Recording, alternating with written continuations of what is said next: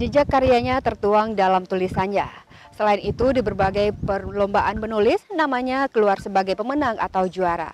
Tak hanya itu, dalam waktu dekat, ia juga akan dinobatkan sebagai penulis dari Provinsi Capri. Siapa dia?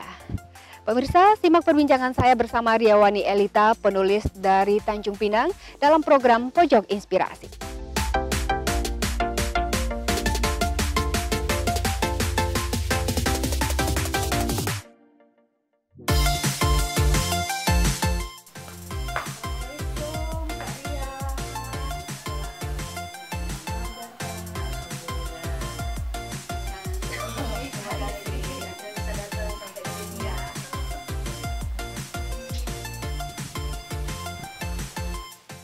Baik pemirsa, saat ini saya bersama tim Pojok Inspirasi sudah berada di kediaman Kak Riawani Elita. Dan kami senang sekali bisa hadir di kediaman beliau. Dan nantinya kami akan bertanya-tanya, akan mencari tahu bagaimana sih proses Kak Ria dalam menjalankan kegiatannya dalam dunia karang mengarang. Selain itu dia juga sibuk bekerja sebagai ASN di Kabupaten Bintan. Kak Ria, terima kasih ya sudah bersedia menerima kami di sini, Kak. Kak, boleh kan ya kita tanya-tanya sedikit terkait ini Kak, kegiatan Kakak dalam dunia tulis menulis ya Kak ya, lebih tepatnya. Kak, kalau boleh tahu Kakak mulai menulis itu sejak kapan sih Kakak menulis?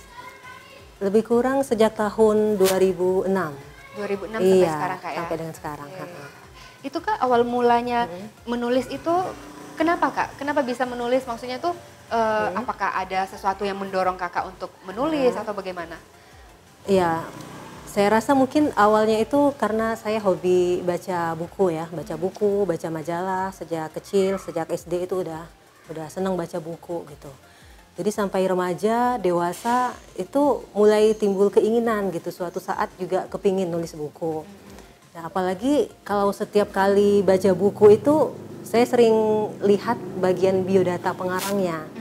Nah, jadi di situ setelah saya lihat sepertinya untuk jadi seorang pengarang, jadi seorang penulis itu tidak terlalu membutuhkan pendidikan formal yang khusus begitu. Artinya siapa aja bisa menulis. Saya lihat dari biodata mereka ada yang masih pelajar, ada yang mahasiswa, ada yang ibu rumah tangga. Jadi saya pikir, oh sepertinya saya punya peluang juga nih untuk menulis gitu.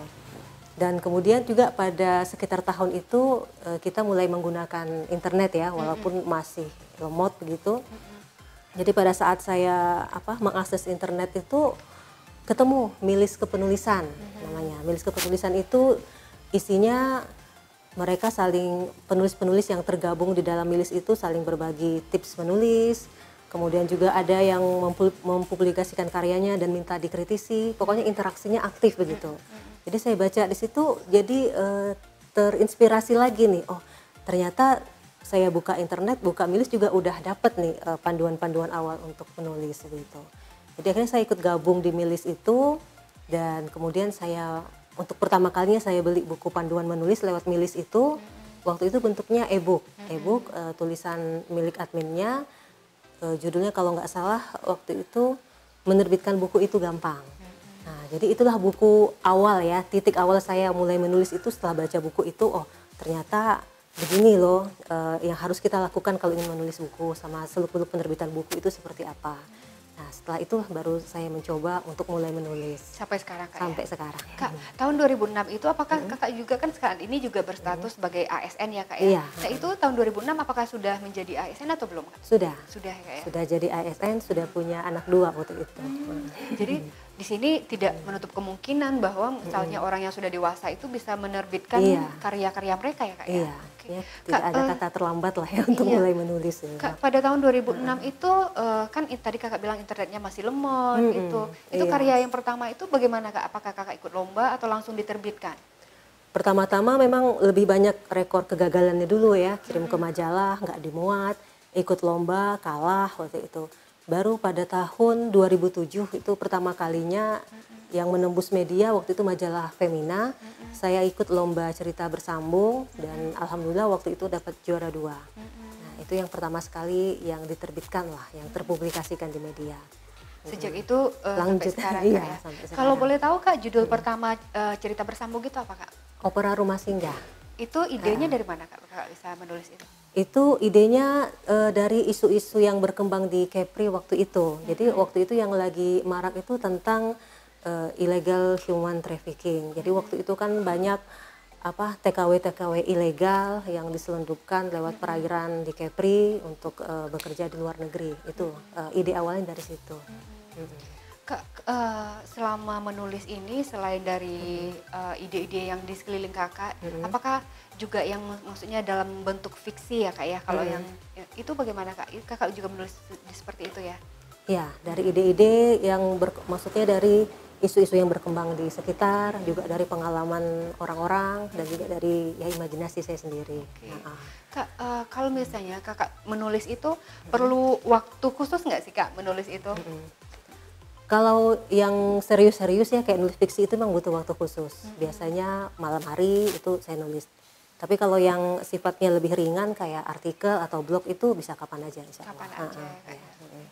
Kalau untuk apa ya Pak Kakak ya, saya menyebutnya kalau misalnya genre kepenulisan genre tulisannya itu lebih kemana sih Kak? Maksudnya romance atau misalnya horor atau apa sih Kak namanya gitu? Kalau dari sebagian besar novel saya yang sudah terbit memang sebagian besarnya di romance. Tapi sebagian ada juga yang sifatnya inspirasi, ada juga novel remaja. Tapi secara yang banyaknya itu memang di romance. Sampai saat ini sudah berapa Kak karya yang sudah Kakak terbitkan? 28. 28 dari tahun 2006 itu ya Kak ya? Kalau untuk buku pertama terbit itu di 2009. Ya. Kalau yang dari 2007 itu di media dulu, di Femina. Kemudian tahun 2009 juga ada terbit di Femina lagi, baru kemudian di buku. Kalau untuk novel sendiri Kak, itu biasanya perlu berapa lama sih waktu untuk menyelesaikannya itu Kak? Waktunya berbeda-beda ya, range-nya itu cukup luas gitu. Ada yang 1 bulan selesai, bahkan ada yang setahun baru selesai gitu. Biasanya itu baru dia kalau misalnya penerbit memberi deadline, nah itu bisa cepat. Oh gitu Kak ya? Iya, misalnya mereka minta naskah, kemudian ini 3 bulan harus selesai ya. Nah, insya Allah harus diusahakan 3 bulan itu selesai gitu. Tapi kalau yang tanpa ikatan, tanpa deadline itu biasanya molor bisa gitu. Molor. Iya. Kak Ria, kami masih pengen tahu nih bagaimana sih proses kakak menjalani ini, apakah ada hambatannya atau lancar-lancar aja sampai sekarang gitu Kak ya. Tapi itu di segmen kedua nanti kita akan jeda sejenak.